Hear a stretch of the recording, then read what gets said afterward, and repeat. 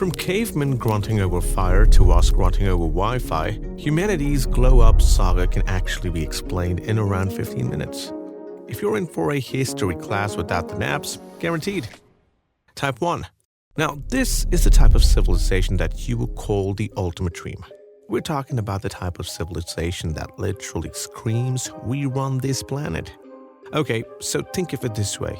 Humanity finally gains full control over Earth's resources, flipping the whole script so the planet can dance to our tune. Powerful, right? Sunlight, wind, geothermal energy, nuclear power, whatever you can think of. We're milking it, guys.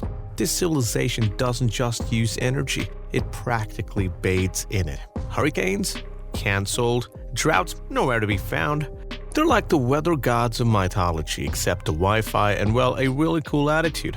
But then again, here's a little reality check. We're not there yet. According to Philip Meir, the planetary scientist, and a part-time buzzkill, our dependency on coal and oil means we're running out of time way faster than charging your iPhones. And what was his solution to this? Mining asteroids and the moon for resources, because nothing screams solving Earth's problems, like sending billion-dollar spacecraft to collect moon rocks, right? While the 100-year project sounds interesting, humanity's other Hail Mary is, drumroll please, nuclear fission. The clean, limitless energy source while we could even call the cosmic cheat code we desperately need. But then again, there is a very minor issue of its potential turning the planet into a glowing hot mess if mishandled. Becoming a Type 1 civilization isn't sci-fi glory right from the start. There is a lot of global cooperation that goes into it, which isn't exactly humanity's strength. Sharing meme and cat videos across continents doesn't really count. But anyway, on the bright side, energy will become so abundant it might even be free. Now, there is something to be relieved about. Cities will be automated wonders and language barriers wouldn't exist owing to the universal translators. But with all this tech, the very generic jobs might well vanish. But then we could all just one day decide to colonize a planet nearby and find a new cosmic insurance policy. Because when Earth finally taps out, at least we'll have Mars to fight over, right? Type 2. Meet the solar system-owning, star-wrangling overlords of the Kardashev scale. These societies, well, they don't exist, but hypothetically, if they were to be real, they laugh at puny planetary power and tap directly into the star's energy. They wouldn't even know what it meant for natural resources to run low. But yes, the obvious drama here would be that this civilization went full solar. And we're not talking rooftop panels, we're talking of Dyson spheres. See it as wrapping a giant energy sponge around a star to absorb all its power. Freeman Dyson is the mastermind behind this wild idea. With this kind of energy, these civilizations could build absolutely ludicrous stuff, no doubt. Spaceships as massive as continents, industrial projects covering the whole planet, and of course, they'd make Earth's biggest cities look like sleepy villages. Oh, and mining asteroids? Child's play for this civilization right here. Extracting gas giant resources. That's just another one of those Tuesday afternoon tasks for them. And because playing God with nature is apparently one of the to-do list for this civilization, they could also dabble in stellar engineering. But there is more existential spice. Enter the Great Filter Theory. This jolly concept wonders if there is a cosmic roadblock that keeps civilization like ours from ever leveling up to Type 2. Why are we nowhere close to spotting any intergalactic neighbors with Dyson sphere envy? Maybe they hit the Great Filter, which is supposed to be a stage so difficult it wipes them out. Or who knows, maybe we already passed it and it's smooth sailing to solar supremacy.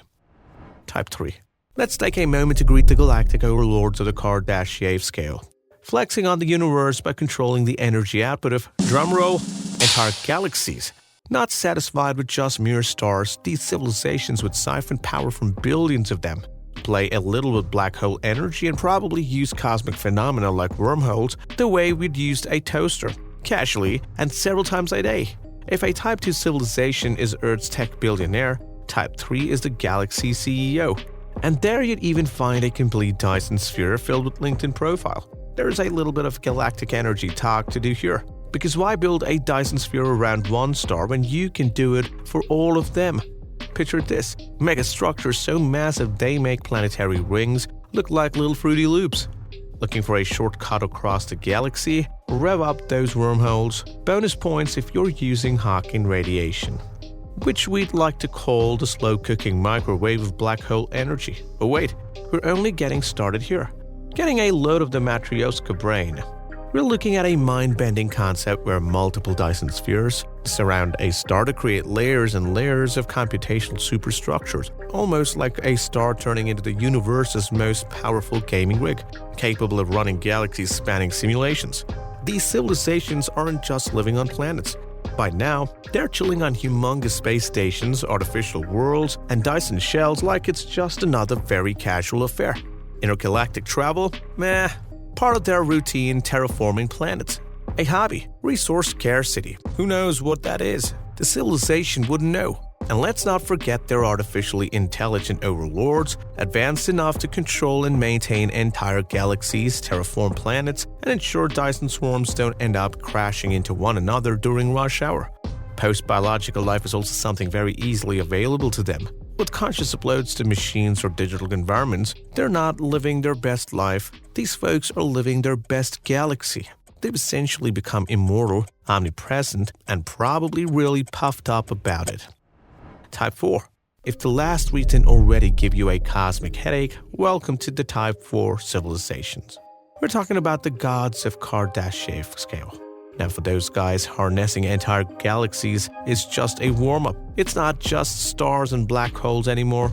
These universal powerhouses tap into the energy of literally everything. Dark matter, dark energy, cosmic microwave background radiation. They've got those on speed dial. You could even say they're writing the rules, editing the settings, and laughing at the idea of natural limits.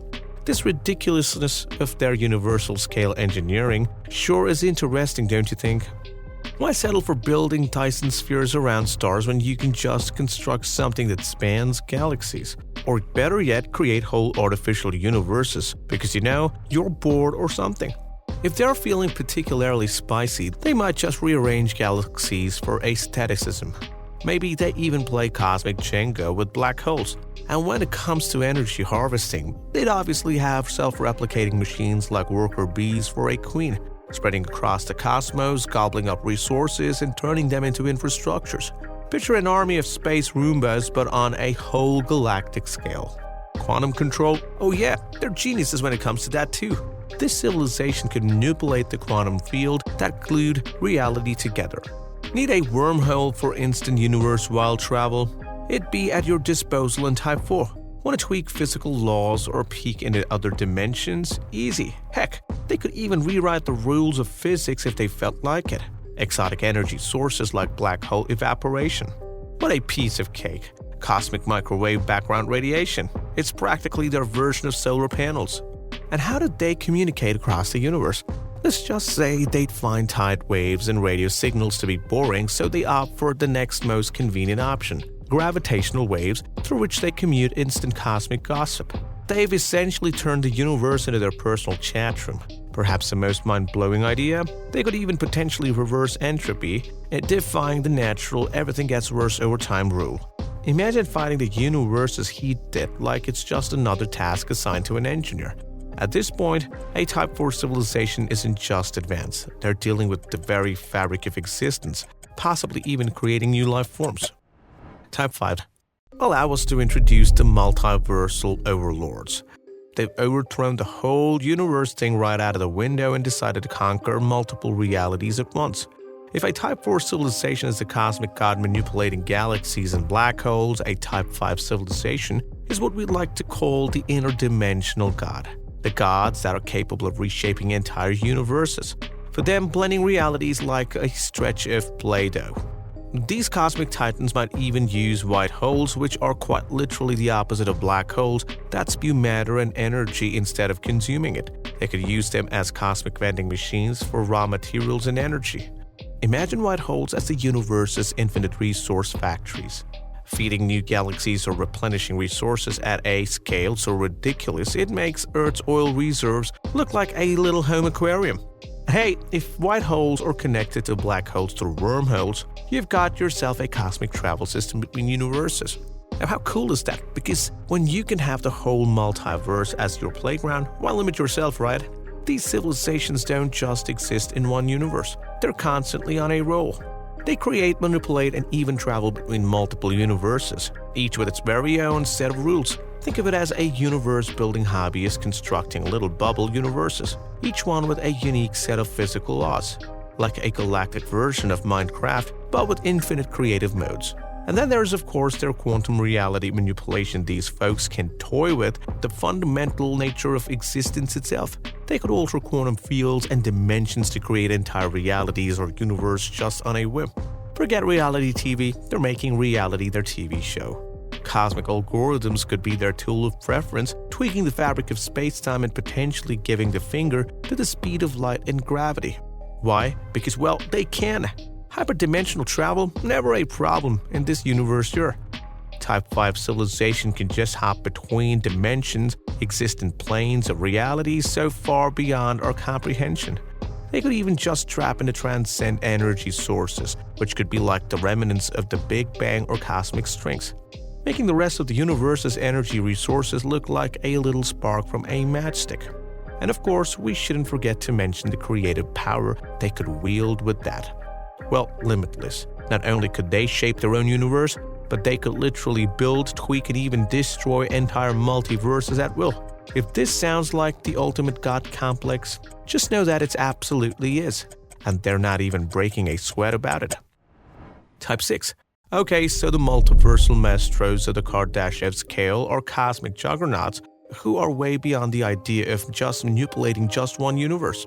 What do they do then? They're orchestrating multiverses like an interdimensional symphony. Forget basic reality, they're out here creating and fusing entire universes. We've got some real creative maestros here, crafting brand new realities with their unique set of physical laws and constants. Care to join their cosmic arts and crafts session? But of course, the only problem here would be that you'd have to power the event, literally everything from scratch, which is exactly what we are about to get into next. Let's talk about the multiversal synthesis. This is where a Type 6 civilization would merge multiple universes to create complex, mind-bending new ones, exploring a variety of fundamental forces and their interactions. If you've ever wanted to bend the laws of physics just for fun, this is the civilization that makes it happen. Only a massive galactic scale though. They don't just make new universes, they fuse them into one grand experimental playground. This has gotta be a mad scientist's wet dream. But of course, this one's happening across entire realities. Another thing very particular to this universe is cosmic harmonization. I know this sounds exactly like the cosmic version of a band tuning its instrument, but it's very similar to that, only the instruments are entire universes.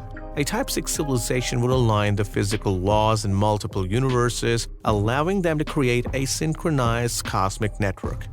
If you want to know what that's like, think of it as tuning 1,000 guitars at the same note, then using them to play the universe's symphony of chaos. That could totally manipulate universal scale phenomena with the precision of a watchmaker on steroids. It's basically creating a cosmic harmony where everything works together, except of course when they decide to throw in a little chaos for fun. But wait, we're not done yet. Cosmic resurrection is one of the most interesting concepts where things bring dead or dying universes back to life. By harnessing the residual energy of collapsed universes, a Type 6 civilization could regenerate whole cosmic systems, like the universe's last breath, like a power-up in a video game, breathing new life into what was once considered gone. They're basically universe paramedics, keeping the multiverse alive and kicking. Well, if you have to resuscitate a dead universe or two, this civilization may also know a thing or two about temporal manipulation across multiple universes, messing with the flow of time like it's an endless conveyor belt of possibilities. That could create time loops, sync up temporal events across universes, or even design whole new dimensions of time. Time, it's theirs to play with like a little throw ball. Any civilization like this would clearly need trans-universal communication, which obviously they do have. These guys don't use ordinary methods to send messages though. They're sending info across universes, possibly using quantum entanglement or reinventing entirely new methods to communicate. It's almost as if they have translated communication in space-time like it's a bad habit. Type 7. Alright guys, we finally made it to the end game. This level of advancement is so far beyond our comprehension. It makes a Type 6 civilization look like a toddler trying to play with Legos. And we're still not over how mesmerizing Type 6 is. At this point, the difference between civilization and existence itself just sort of vanishes. If you thought mastering multiverses and manipulating reality was impressive, hold on to your seats. Because this civilization is reality. That's right. It doesn't control universes anymore. It is the structure that defines them.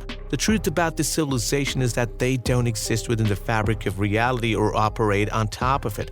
It's like some super powerful cosmic rulers. Nope, they're part of the very foundation of existence, weaving the threads of reality into the tapestry of everything that is, was, and ever will be. At this stage, technology is not even relevant anymore. This civilization transcends every concept of physical or metaphysical power that our poor little minds can even imagine. Imagine trying to explain how they achieve things when the very concept of achievement is not even relevant anymore. They've gone way beyond the need for just tool systems or goals. They are simply a manifestation of existence and nothing more. The transition from Type 6 to 7 is so mind-boggling that it's almost impossible to even grasp the essence of it. Because at this level, the concept of advancement doesn't just exist. A Type 7 civilization isn't synonymous with the totality of existence itself, making further progression feel about as meaningful as a snail trying to win a race against a rocket. What does that ultimately make it? Pointless. And with that, we've come to the end of this video. If you found this video informative, make sure you smash that like button and subscribe to our channel. Thanks for watching. We'll see you in the next one.